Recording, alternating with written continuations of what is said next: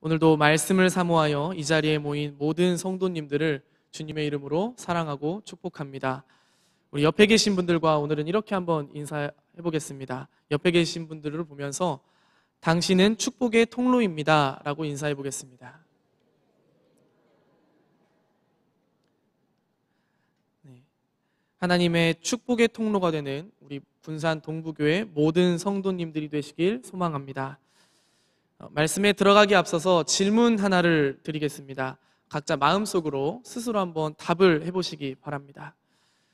여러분들은 구원을 받으셨습니까? 오늘 본문이 속해 있는 마태복음 16장은 사두개인과 바리새인들의 표적 요구를 거부하시고 참된 표적, 곧 메시아의 오심으로 천국의 도래를 분별하라라는 예수님의 경고성 말씀이 기록되어 있습니다. 예수님께서 갈릴리로 돌아오시자마자 유대 지도자들은 다시 예수님께 모여들기 시작했습니다. 그들은 또다시 예수님의 주장이 참되다는 것을 증명하라고 표적을 구하고 있습니다.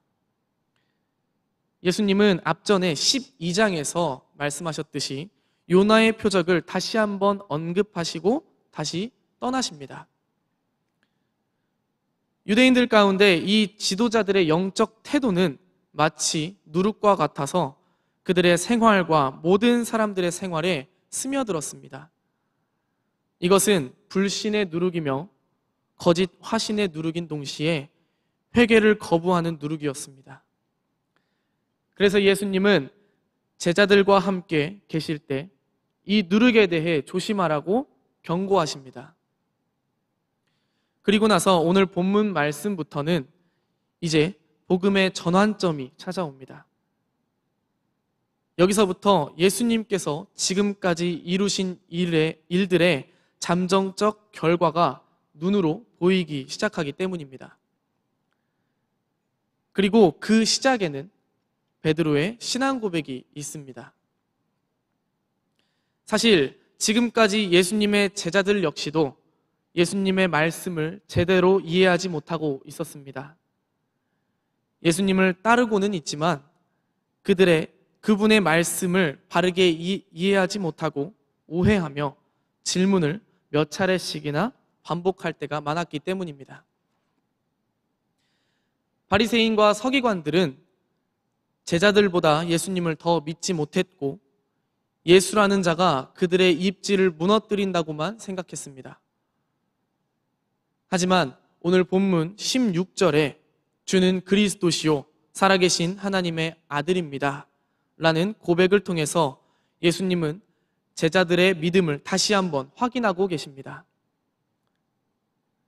우리가 살아가는 순간마다 예수님을 부정할 때나 예수님이 정말 하나님의 아들이신가에 대한 의심이 우리 마음 가운데로 비집고 들어올 때가 많습니다.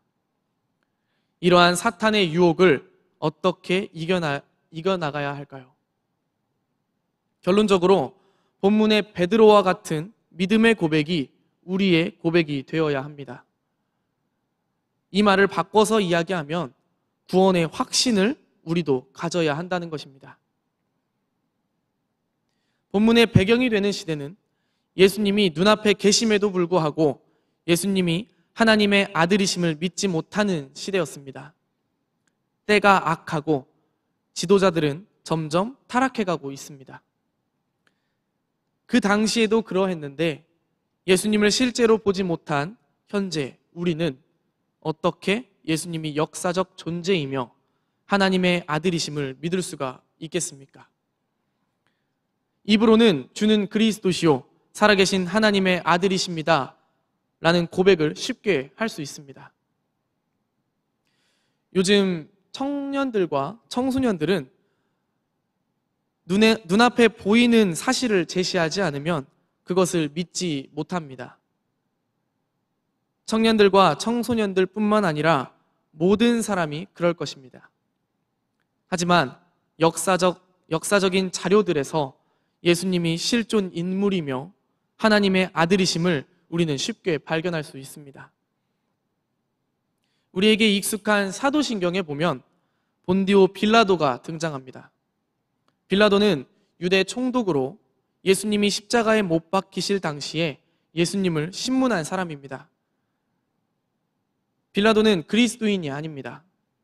그런데 이 빌라도가 예수님에 대해서 기록한 보고서가 있습니다. 당시 황제였던 티베리오 가이사에게 보낸 보고서에서 그는 예수님에 대해서 말하고 있습니다. 이 보고서에는 사람의 힘으로는 할 수 없는 일들이 일어나고 예수라는 사람이 당시 어떤 상황이었는지 또 무슨 일을 했는지에 대해서 기록하고 있습니다. 우리가 가지고 있는 성경의 본디오 빌라도, 폰티우스 필라투스는 그리 많이 언급되는 인물은 아닙니다. 성경뿐만 아니라 다른 역사적인 자료에서도 조금씩 언급될 뿐입니다. 하지만 역사적으로 인정받고 있는 고증에서 이 빌라도가 등장하고 있습니다. 즉, 빌라도가 실존 인물이고 유대 총독이었음을 알 수 있습니다. 빌라도는 로마 황제 티베리오 가이사 치하 당시 유대와 사마리아, 에돔을 다스렸던 로마의 총독입니다. 10년 동안 지중해 연안의 항구 도시인 가이사랴에서 유대를 통치했습니다. 당시 통념상 임기는 3년이었지만 유대 지방이 통치하기에 매우 어려운 곳임에도 불구하고 그 지역을 잘 통치한 빌라도에게 티베리오 황제는 계속해서 힘을 실어주었고 그로 인해 10년이나 총독직을 맡을 수 있었습니다. 빌라도의 성격은 썩 좋지는 않았습니다. 고집이 세고 굽힐 줄 모르는 엄격한 사람이었습니다. 심지어 유대인들과의 관계는 원한 관계였습니다. 그가 총독으로 부임할 당시 그의 총독직을 위협하는 민중봉기가 수차례 일어날 정도였습니다. 로마 제국에 저항하는 유대인들을 유혈 진압하고 성전에 로마식 신상인 황제의 얼굴을 달았다가 유대인들의 반발로 철회하기도 했습니다. 심지어는 과부와 고아를 위해서 사용되는 성전 자금을 가지고 로마식 수도관을 건설하기까지 했습니다. 그는 반역자라고 생각되는 사람은 법적인 판결 심사 없이 바로 처형하기까지 했습니다. 우리가 가지고 있는 누가복음 13장 1절에 기록된 갈릴리인 학살에 대한 이야기만 봐도 그의 성격을 가늠해 볼 수 있습니다. 그런 본디오 빌라도가 예수님에 대한 이야기를 황제 티베리오 가이사에게 보낸 보고서에서 기록했습니다. 유대인의 일에는 크게 관심 없던 사람이 예수님에 대한 이야기를 기록한 것입니다. 그가 쓴 보고서는 예수의 체포와 고문, 처형에 대한 보고서라는 이름으로 황제에게 전해졌습니다. 이 보고서는 법정에서 만들어진 공문서로서 원고는 서기관의 손으로 쓰여졌습니다. 그리고 현재는 터키의 성 소피아 성당에 보관되어 있습니다. 빌라도는 그의 보고서에서 예수님에 대해서 이렇게 묘사했습니다. 보고서의 일부를 읽어드리겠습니다. 저는 예수에게 글을 써보내어 총독청에서 한번 만날 것을 청하였습니다. 예수가 왔습니다. 그 나사렛 사람이 모습을 나타냈을 때 저는 저의 접견실에서 거닐고 있었습니다. 그런데 갑자기 제 다리는 쇳덩이로 된 손으로 대리석 바닥에 붙여놓은 것처럼 꼼짝할 수 없었으며 그 나사렛 젊은이는 아무렇지도 않게 조용히 서 있는데도 저는 마치 형사범처럼 사지를 떨고 있던 것입니다. 비록 그는 한마디의 말도 하지 않았으나 제 앞에까지 다가와 서는 것만으로도 내가 여기 왔나이다 라고 말하는 것 같았습니다. 한참 동안 저는 이 비범한 사람을 존경과 두려움으로 응시하였습니다. 그는 모든 신들과 영웅의 형상을 그린 수많은 화가들이 아직 그려내지 못한 유형의 사람이었습니다. 그럼에도 불구하고 저는 너무나 두렵고 떨려서 그에게 접근할 수 없었습니다. 그리고 예수님께서 부활하셨을 때에도 그는 사람을 시켜 그 사건에 대해서 조사하기까지 했습니다. 유대인의 제사장들이 말한 것처럼 예수님의 제자들이 예수님의 시신을 훔쳐갔는지, 아니면 아리마대 요셉이 자신에게 말한 무덤이 아닌 다른 무덤에 예수님의 시신을 두었는지까지도 확실하게 조사할 것을 명령했습니다. 그리고 그는 이런 결론을 내립니다. 그는 물을 포도주로 만들 수 있었습니다. 그는 바다를 잠들게 하고 폭풍을 멈추게 하고 고기를 잡아 그 입에서 은전을 얻어낼 수 있었던 분입니다. 만일 모든 유대인들이 증거하는 것처럼 그가 했다고 하는 많은 일들을 그가 할 수 있었다면 그를 대적하게 했던 그의 모든 주장은 사실일 수밖에 없다고 저는 감히 말씀드립니다. 그는 범죄함으로 어떤 법을 어김으로써 또 누구를 그릇되게 함으로써 비난을 산 적은 없었습니다. 이 모든 사실은 그를 지지하던 사람뿐만 아니라 그를 대항하였던 수많은 사람들까지도 인정하고 있습니다. 십자가 옆에서 신유대장 말커스가 말한 것처럼 나는 진실로 이 사람은 하나님의 아들이었다고 말하고 싶습니다.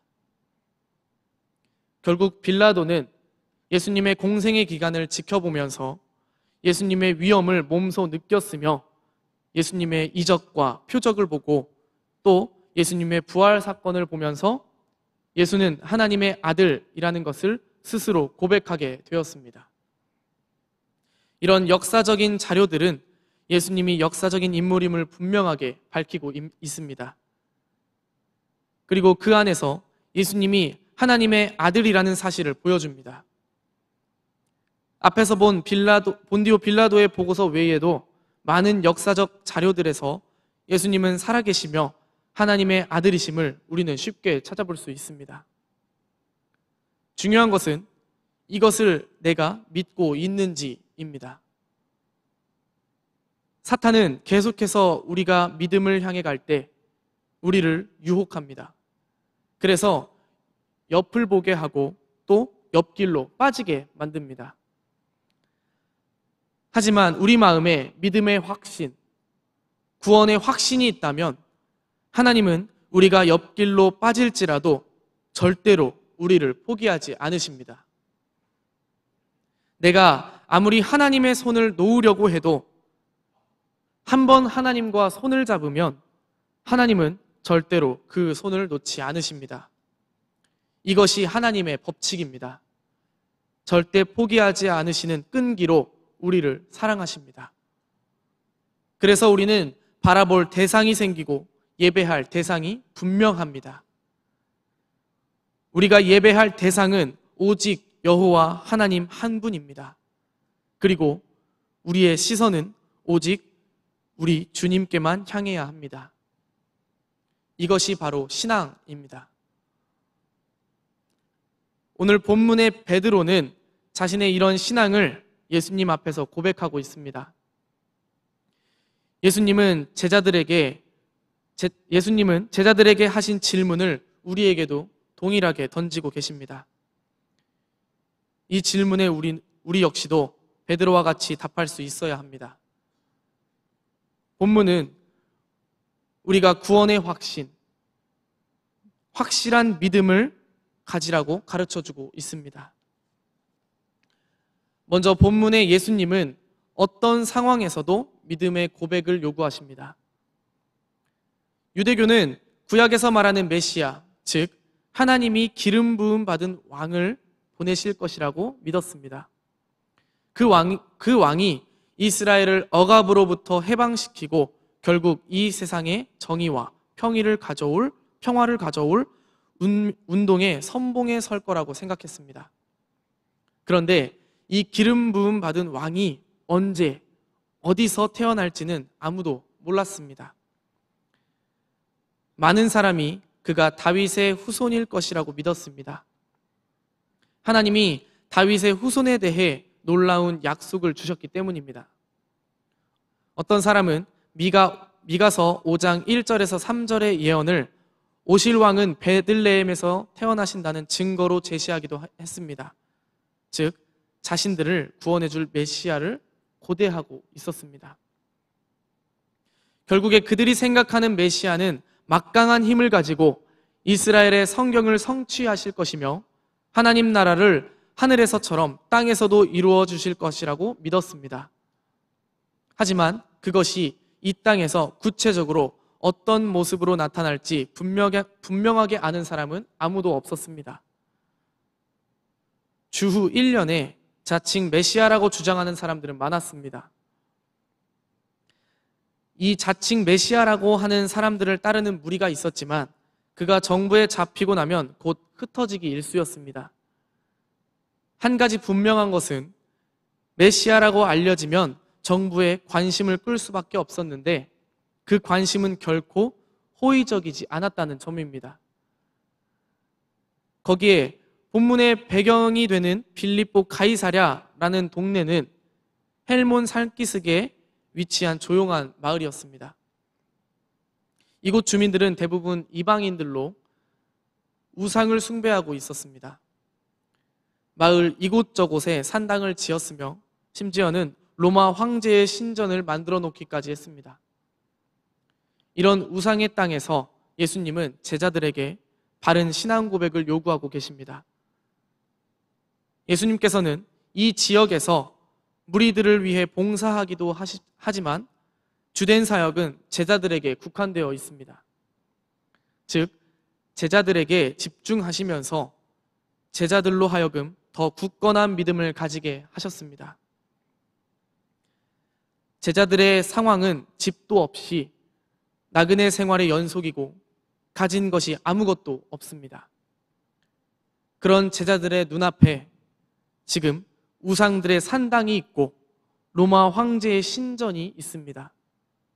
너무나 비교되는 모습입니다.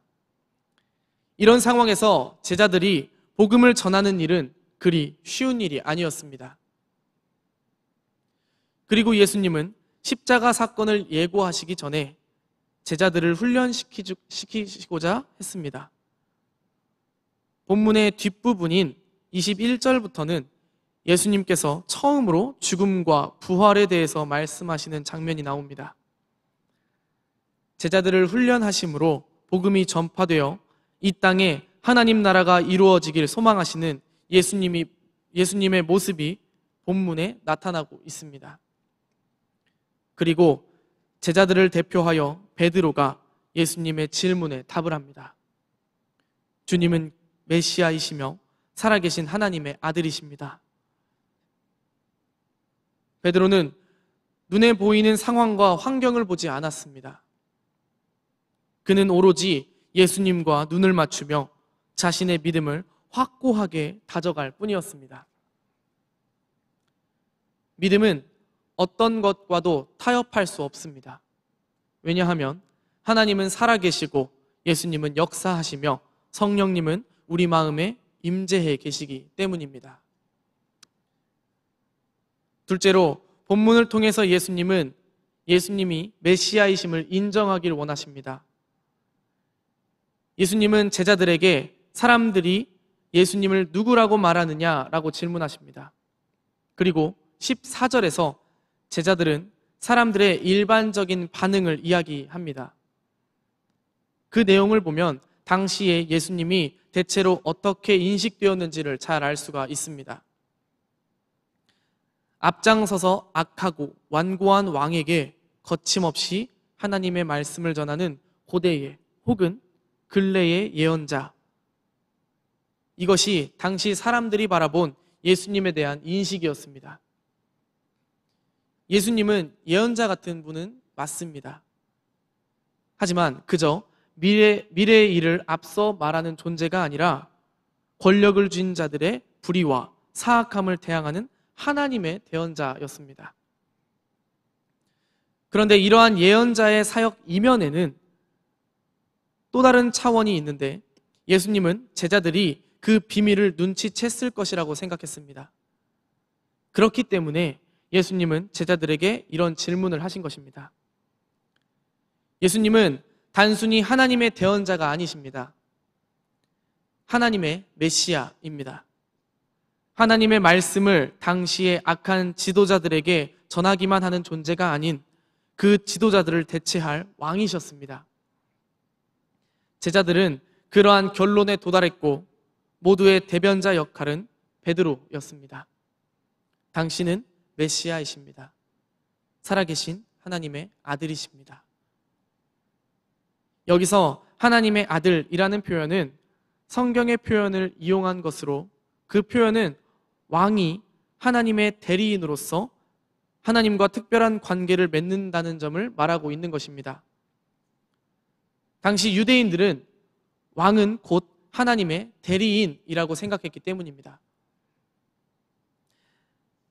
제자들을 포함한 당시 모든 사람들은 삼위일체라는 개념이 없었습니다. 오실 왕이 인간인 동시에 신일 것이라는 생각이 아직은 자리 잡지 않은 상태였기 때문입니다. 이런 개념은 예수님이 부활하시고 제자들이 하나님과 예수님이 자신들이 상상한 것 이상으로 친밀하셨다는 사실을 믿고 나서야 정립될 수 있었습니다. 이런 관점에서 오늘 베드로의 고백을 다시 보면 하나님의 아들이라는 고백은 예수님이 진정한 왕이시라는 강력한 믿음의 고백입니다.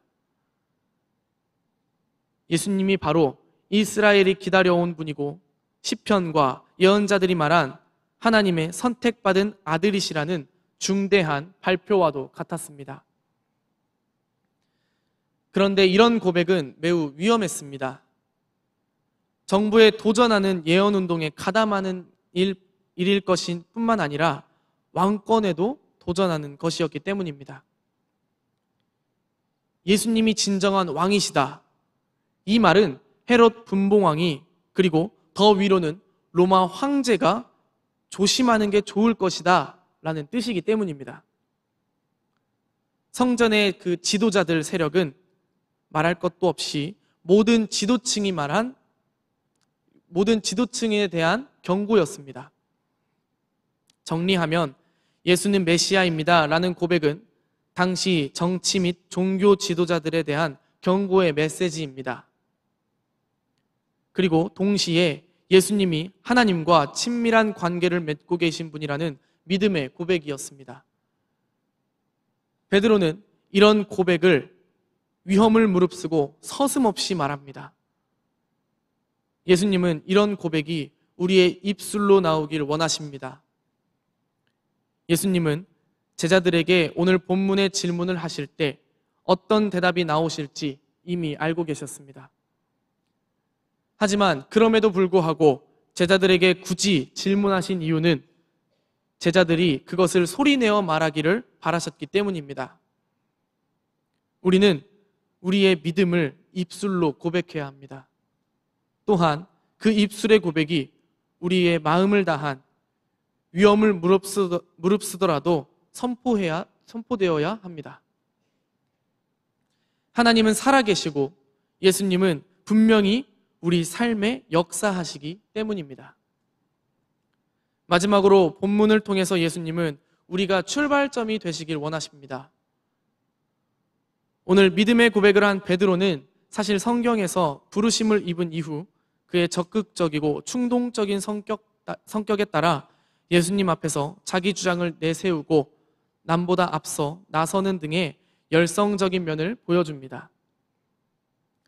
본문에서도 역시 베드로는 다른 동료 제자들이 주저하며 마음속으로 베드로와 동일한 신앙 고백을 준비하고 있는 순간에 담대하고 신속하게 천근 같은 고백을 합니다.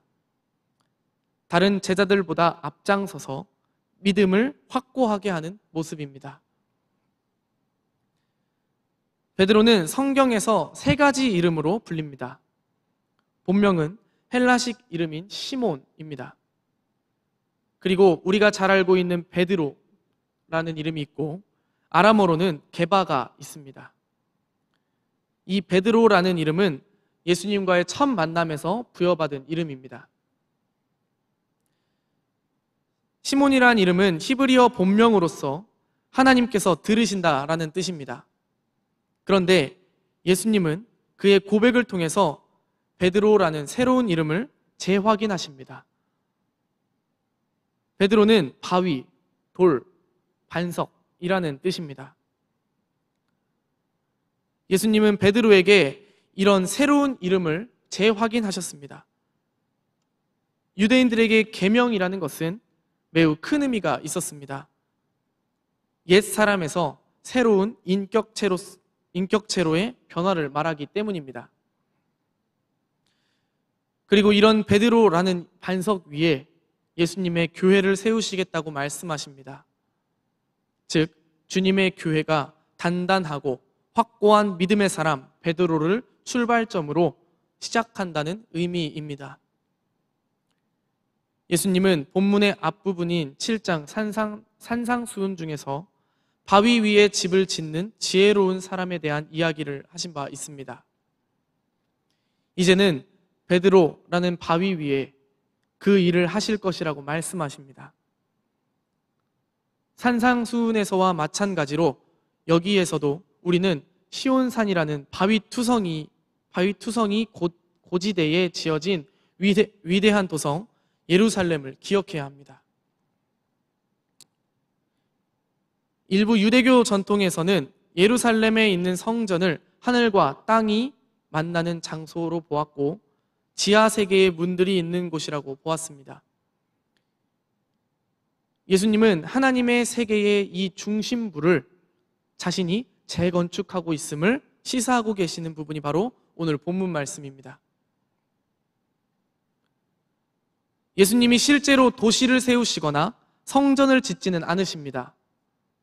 예수님은 하나님의 기름 부음 받은 왕으로서 자신에게 충성을 바치는 모든 사람과 공동체를 세우신다는 것입니다.